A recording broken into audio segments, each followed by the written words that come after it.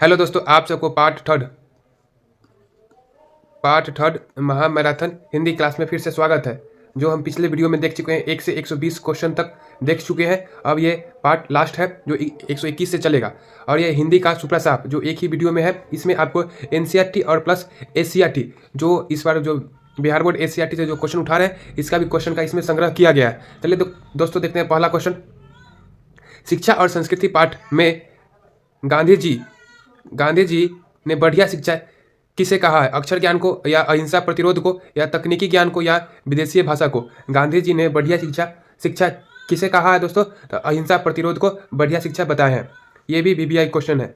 चलिए दोस्तों देखते हैं अगला क्वेश्चन। Question number 122। बिस्मिल्लाह खां फिल्मों में किस अभिनेत्री के दीवाने थे? वो किसके दीवाने थे? वो सुलोचना के या नरसिंह के या मधुबाला के या सुरेला? ये किसके दीवाने थे दोस्तों? वो दीवाने थे सुलोचना के। सुलोचना जो अभिनेत्री थी उसके दीवाने थे। चलिए देखते हैं अगला क्वेश्चन 123। यतेंद्र मिश्रा नौबत खाने में इबादत जो पाठ के लेखक है यतेंद्र मिश्रा ने लता मंगेशकर पर कौन सा किताब लिखा है? यतेंद्र मिश्रा ने कौन सा किताब लिखा है दोस्तों? लता सुर कथा उसने लिखा है। कौन? यतेंद्र मिश्रा ने। उनके वो कौन से पाठ के लेखक है? नौबत खाने में इबादत। चलिए देखते हैं अगला क्वेश्चन 124। विनोद कुमार शुक्ला जो मछली कहानी के लेखक है विनोद कुमार शुक्ला को 1999 में कौन सा पुरस्कार मिला है? जो विनोद कुमार शुक्ला को 1999 में कौन पुरस्कार मिला है दोस्तों? उनको मिला है साहित्य अकादमी पुरस्कार। चलिए देखते हैं अगला क्वेश्चन। Question number 125। अमरकांत बहादुर कहानी के लेखक का जन्म किस राज्य में हुआ था? अमरकांत बहादुर कहानी के जो लेखक है उनका जन्म किस राज्य में हुआ है दोस्तों? उनका जन्म उत्तर प्रदेश के बलिया में हुआ है। चलिए देखते हैं अगला क्वेश्चन 126। रामविलास शर्मा की मृत्यु कब और कहाँ हुई? जो रामविलास शर्मा की मृत्यु कब और कहाँ हुई? ये 2000 ईस्वी में दिल्ली में हुआ है। चलिए अगला देखते हैं क्वेश्चन नंबर 127। सत्य के साथ मेरी प्रयोग the experiment with my truth किसकी रचना है? ये जवाहरलाल नेहरू, महात्मा गांधी, रविंद्रनाथ टैगोर या सरदार वल्लभ भाई पटेल? ये किसकी रचना है दोस्तों? ये रचना है महात्मा गांधी की। किसकी रचना है? महात्मा गांधी की। ये बीबीआई क्वेश्चन है, ये हमेशा पूछा जाता है। ये किनकी रचना है? ये महात्मा गांधी की रचना है। चलिए देखते हैं अगला question. Question number 128। Guru Nanak किस भक्ति धारा के कवि है? जो गुरु नानक है वो किस भक्ति धारा के कवि है? वो निर्गुण भक्ति धारा के कवि है। चलिए देखते हैं अब अगला क्वेश्चन। Question number 129। रसखान ने प्रेम वाटिका की रचना कब की है? जो रसखान प्रेम वाटिका की रचना कब की है? वो 1610 ईस्वी में की है। किसकी प्रेम वाटिका की रचना? ये एक्सप्रेस रिवीजन है दोस्तों, तो जल्दी जल्दी चलते हैं। घनानंद की हत्या किसने की थी? जो घनानंद की हत्या किसने की थी? तो नादिर शाह के सैनिकों ने घनानंद की हत्या की थी। चलिए देखते हैं अगला क्वेश्चन। Question number 131। स्वदेशी कविता में डफली किसे कहा गया है? स्वदेशी कविता में डफाली, जो डफाली किसे कहा गया है दोस्तों? डफाली कहा गया है अंग्रेजों के खुशामद करने वाले को। जो अंग्रेजों के खुशामद करते थे, उनके जो तलवे चाटते थे, उन्हें स्वदेशी कविता में डफाली कहा गया है। चलिए देखते हैं अगला क्वेश्चन। Question number 132। सुमित्रा नंदन पंत ने भारत माता का कैसा चित्र प्रस्तुत किया है? जो सुमित्रा नंदन पंत ने भारत माता का कैसे चित्रण प्रस्तुत किया है दोस्तों? वो की है यथार्थ, जैसा है वैसा ही प्रस्तुत किए हैं। चलिए देखते हैं अब अगला क्वेश्चन। Question number 133। जनतंत्र का जन्म कविता में कवि ने किस दुधमुही कहा है? किसे दुधमुही कहा है? बच्चे को या जनता को या गाय को या नदी को? इसमें जो जनतंत्र के जन्म कविता में कवि ने किसे कहा? जनता को दुधमुही कहा है। चलिए देखते हैं अगला क्वेश्चन 134। अज्ञेय का पूरा नाम क्या है? अज्ञेय का पूरा नाम क्या है दोस्तों? अज्ञेय का पूरा नाम सच्चिदानंद हीरानंद वात्स्यायन अज्ञेय। अज्ञेय का पूरा नाम। बीबीआई क्वेश्चन, ये भी बहुत बार रिपीटेड हुए क्वेश्चन है। चलिए देखते हैं अब अगला क्वेश्चन। Question number 135। कुंवर नारायण ने नगर संवेदना के कवि के रूप में किसे चित्रण किया है? जो कुंवर नारायण ने नगर संवेदना के रूप में कवि के रूप में किसे चित्रण किया है? किसे चित्रण किया है? स्वयं को। वो स्वयं को चित्रण किए हैं। चलिए देखते हैं अगला क्वेश्चन। Question number 136। रेनर मारिया सिल्के मेरे बिना तुम प्रभु के लेखक का जन्म किस देश में हुआ है? उनका जन्म किस देश में हुआ? ऑस्ट्रिया जो प्रवगा, ये उनके अति में हुआ है। चलिए देखते हैं अगला क्वेश्चन, ऑस्ट्रिया में उनका जन्म हुआ है। चलिए अगला देखते हैं क्वेश्चन नंबर 137। मगम्मा ने अपनी बहू के लिए जो मखमल का ब्लाउज बनवाया था उसके कितने रुपए लगे थे? जो मगम्मा अपनी बहू नजम्मा के लिए जो मखमल का ब्लाउज बनाई थी उसमें उसे कितने रुपए लगे थे? 7 से 8 रुपया। चलिए अगला देखते हैं 138। ढहते विश्वास कहानी में स्कूल कहाँ स्थित था? ढहते विश्वास कहानी में स्कूल कहाँ स्थित था? ये भी VVI क्वेश्चन, बहुत ही डीपली क्वेश्चन है। ये क्वेश्चन SCRT का क्वेश्चन पूछा हुआ है। तो ढहते विश्वास कहानी में स्कूल कहाँ स्थित था? ये था टीले के नीचे स्कूल स्थित था, ऑप्शन नंबर A। चलिए देखते हैं अगला क्वेश्चन, क्वेश्चन नंबर 139। माँ कहानी में माँ अस्पताल को किसकी उपमा देती थी? माँ कहानी में माँ अस्पताल को किसकी उपमा देती थी दोस्तों? इसमें उपमा देती थी गौशाला की। जो था वहाँ का अस्पताल गौशाला के बराबर था, उसकी माँ उपमा देती थी। चलिए देखते हैं 140 नंबर क्वेश्चन। बल्ली अम्मा नगर कहानी को किस नंबर के कमरे में जाने को कहा था? जो बल्ली कहानी, जो नगर कहानी में बल्ली अम्मा को किस नंबर के कमरे में जाने को कहा था? कितने नंबर जो कमरा था उनमें जाने के लिए कहा गया था? चलिए देखते हैं इसका आंसर, 40 नंबर, 42 नंबर, 48 नंबर या 50 नंबर। तो इसका ऑप्शन नंबर C, 48 नंबर कमरे में जाने के लिए कहा गया था। चलिए देखते हैं क्वेश्चन नंबर 141। सीता धरती कब तक घूमेगी को घर महीने कितने रुपए देने का फैसला उसके बेटे ने किया? 50 रुपया, 100 रुपया, 60 रुपया, 120 रुपये। कितने रुपए देने का बात की थी दोस्तों? तो 50 रुपया, ऑप्शन नंबर A। चलिए देखते हैं अब अगला क्वेश्चन, क्वेश्चन नंबर 142। जगन्नाथ का संधि विच्छेद क्या है? जगन्नाथ का संधि विच्छेद क्या है दोस्तों? तो है जगत प्लस नाथ। जो जगत के नाथ होते हैं वही होते हैं जगन्नाथ। चलिए देखते हैं अब अगला क्वेश्चन, क्वेश्चन नंबर 143। मनोहर में कौन सी संधि है? मनोहर में कौन सी संधि है दोस्तों? मनोहर में है विसर्ग संधि। कौन सी संधि है? संधि के कितने भेद होते हैं आपसे कमेंट में जरूर बताएं। चलिए देखते हैं अगला क्वेश्चन, क्वेश्चन नंबर 144। चक्रपाणी में कौन सा समास है? चक्रपाणी में कौन सा समास है? बहुब्रीहि समास। चलिए देखते हैं अगला क्वेश्चन 145। शिव का विशेषण क्या होगा? शिव का विशेषण क्या होगा दोस्तों? शिव का विशेषण होगा शैव। चलिए अगला देखते हैं क्वेश्चन नंबर 146। कान फूकना मुहावरे का अर्थ क्या है? चौकना करना या चुगली करना या दक्षिणा करना, गुरु मंत्र देना या जादू करना। कान फूकना, फूकना होगा दक्षिणा देना या गुरु मंत्र देना, किसी को गुरु मंत्र देना या कान फूकना। आस्तिक का विलोम शब्द क्या है? आस्तिक का विलोम शब्द क्या है दोस्तों? आस्तिक का विलोम शब्द नास्तिक। चलिए देखते हैं 148 नंबर क्वेश्चन पे आ गए हैं। उच्चारण स्थान के दृष्टि से स का उच्चारण स्थान क्या है? जो स का उच्चारण स्थान क्या है? स का जो उच्चारण स्थान क्या है? तालु, मूर्धा, दंत या ओष्ठ। तो उसका उच्चारण स्थान मूर्धा, ऑप्शन नंबर B है। चलिए देखते हैं अब अगला क्वेश्चन 149। पुस्तकालय में कौन सी स्वर संधि है? पुस्तकालय में कौन सी स्वर संधि है दोस्तों? तो पुस्तकालय में दीर्घ स्वर संधि। चलिए देखते हैं अब अगला क्वेश्चन 150। मैं आज दिल्ली जाऊंगा, इसमें कौन सा काल है? मैं आज दिल्ली जाऊंगा, इसमें कौन सा काल है दोस्तों? इसमें है भविष्यत काल। कौन है? भविष्यत काल, ऑप्शन नंबर C। चलिए देखते हैं अगला क्वेश्चन। श्रम विभाजन और जाति प्रथा पाठ के लेखक ने विडंबना की बात किसे कही है? जो श्रम विभाजन और जाति प्रथा के लेखक ने विडंबना की बात किसे कहा है दोस्तों? जातिवाद के पुस्तकों की कमी नहीं है, जातिवाद की जो पुस्तकों की कमी नहीं है। अब देखते हैं 152। मदन ने कासू यानी खोखे के कितने दांत तोड़े थे? ऑप्शन नंबर 1 1, ये ऊपर चल गया है, 2, 3 या 4। मदन ने कासू के कितने दांत तोड़े थे दोस्तों? तो वो दांत तोड़ा था, 2 दांत तोड़ा था, ऑप्शन नंबर B। चलिए देखते हैं अब अगला क्वेश्चन, क्वेश्चन नंबर 153। नाखून क्यों बढ़ते हैं? निबंध में लेखक ने इंद्र का जो ब्रज किस मुनि की हड्डी से बना हुआ है? जो नाखून क्यों बढ़ते? इंद्र का जो ब्रज है वो दधीची मुनि के हड्डियों से बनाया गया है। चलिए देखते हैं अब अगला 153 नंबर। नागरी लिपि निबंध में किस शासक ने अपने सिक्कों पर राम सीता की आकृति बनवाई थी? किस शासक ने अपने सिक्कों पर राम सीता की आकृति बनवाई थी? तो वो अकबर, जो मुगल काल के सबसे सफल और सबसे कुशल शासक हुए कौन? अकबर, जो सभी धर्मों को लेके चलते थे। कौन? अकबर। चलिए दोस्तों देखते हैं अब अगला क्वेश्चन, क्वेश्चन नंबर 155। बहादुर कहानी में लेखक के साले साहब पत्नी के भाई क्या लेकर आए थे? बहादुर कहानी में लेखक के साले साहब पत्नी के यानी पत्नी के भाई क्या लेकर आए थे? क्या लेकर आए थे दोस्तों? वो मिठाई लेकर आए थे। Option number A.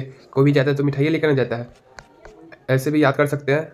चलिए देखते हैं अब अगला क्वेश्चन। परंपरा का मूल्यांकन पाठ के लेखक ने साहित्य की परंपरा का पूर्ण ज्ञान किस व्यवस्था में संभव बताया है? किस व्यवस्था में बताया दोस्तों?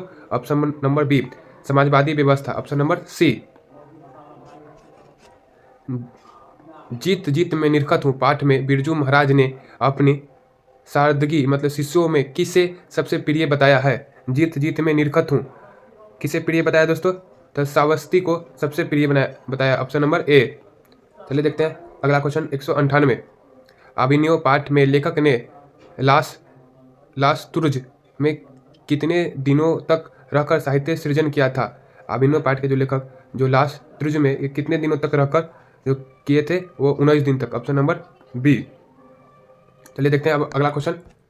मछली कहानी में दीदी कमरे में क्या कर रही थी? जो मछली कहानी में दीदी कमरे में क्या कर रही थी दोस्तों? वो सिसक कर रो रही थी। क्या कर रही थी? सिसक के रो रही थी। कौन? दीदी। चलिए देखते हैं अब 160 नंबर क्वेश्चन पर पहुंच चुके हैं। नौबत खाने में इबादत पाठ में बालाजी मंदिर कहाँ स्थित है? नौबत खाना पाठ में जो बालाजी मंदिर कहाँ स्थित है? पंचगंगा घाट पे। कहाँ स्थित है? पंचगंगा घाट पे। Option number D. चलिए देखते हैं अब अगला क्वेश्चन, क्वेश्चन नंबर 161। प्रेम ऐनी श्री राधिका में रसखान ने अपनी आंखों को किससे उपमा दी है? अपनी आंखों को किससे उपमा दी है दोस्तों? तो चकोर से। किससे? चकोर से। चलिए देखते हैं अगला क्वेश्चन 162। अगर आप इस चैनल पर नए हैं तो हिंदी का सुबह साफ ये एक ही वीडियो में होने वाला है। आपको जो भी ये 3 पार्ट में महामैराथन रहेगा, ये लास्ट पार्ट है। अगर आप इस चैनल पर नए हो तो प्लीज़ चैनल को सब्सक्राइब, लाइक एंड शेयर जरूर करें। आप चाह रहे हैं 2026 के हिंदी में अच्छा स्कोर करना, 100 में से 50 स्कोर करना, तो प्लीज़ इस चैनल को लाइक, सब्सक्राइब, शेयर करें और क्वेश्चन को सब स्टूडेंट तक जरूर पहुँचाएं। घनानंद के अनुसार प्रेम का मार्ग कैसा होता है? घनानंद के अनुसार प्रेम का मार्ग कैसा होता है दोस्तों? उसका होता है सीधा और सच्चा, अति शुद्धो। मतलब प्रेम का मार्ग सीधा और सच्चा होता है। चलिए देखते हैं अगला क्वेश्चन, क्वेश्चन नंबर 163। स्वदेशी कविता में कवि ने डफली किसे कहा है? स्वदेशी कविता में कवि ने डफली किसे कहा है दोस्तों? वो डफली का जो विदेशी वस्तुओं का प्रचार करते हैं, जो मतलब कि अंग्रेजों को बोलते थे, जो विदेशी वस्तुओं को प्रचार करते थे, उसे स्वदेशी कविता में डफली का उपाधि दिया गया है। चलिए देखते हैं अब अगला क्वेश्चन, क्वेश्चन नंबर 164 की ओर चलते हैं। भारत माता कविता में भारत माता के आंचल को कैसा बताया गया है? जो भारत माता की जो आंचल है उसे कैसा बताया गया है दोस्तों? उसे धूलित या मैला बताया गया है, जो भारत माँ की आंचल है। चलिए देखते हैं अब अगला क्वेश्चन 165 की ओर। जनतंत्र का जन्म कविता में कवि ने देवता किसे कहा है? जो जनतंत्र का जन्म कविता में कवि देवता किसे कहा है? वो क्या है? किसान मजदूरों को जो सड़क पर गिट्टी तोड़ने वाले को बोले हैं। कौन? जो जनतंत्र का जन्म जो कविता ने देवता किसे कहा है? वो भगवान का रूप होते हैं। कौन? किसान और मजदूर। चलिए देखते हैं अब अगला क्वेश्चन 166 की ओर आगे बढ़ते हैं। हिरोशिमा कविता में मानव का रचा हुआ सूरज किसे कहा गया है? तो उसे कहा गया परमाणु बम को। Option number B. जो परमाणु बम को अमेरिका द्वारा जापान के हिरोशिमा पे जो गिराया गया था परमाणु बम, उसे ही कहा जाता है। चलिए देखते हैं अब अगला क्वेश्चन, क्वेश्चन नंबर 167। एक वृक्ष की हत्या कविता में कवि ने वृक्ष को किस रूप में मानवीकृत किए हैं? किस रूप में किए दोस्तों? तो एक चौकीदार के रूप में दर्शाए हैं। कवि ने एक चौकीदार के रूप में एक वृक्ष को दर्शाए हैं। चलिए देखते हैं अब अगला क्वेश्चन 168। हमारी नींद कविता में गरीब बस्तियों में क्या हुआ? गरीब जो बस्तियों में क्या हुआ था? जो हमारी नींद पाठ जो कहानी है उसमें क्या हुआ था दोस्तों? उसमें हुआ था धमाके से देवी जागरण। जो धमाके से देवी जागरण हुआ था। चलिए देखते हैं अब अगला क्वेश्चन, क्वेश्चन नंबर 168 के बाद 169। अक्षर ज्ञान कविता में बेटे के लिए अ क्या है?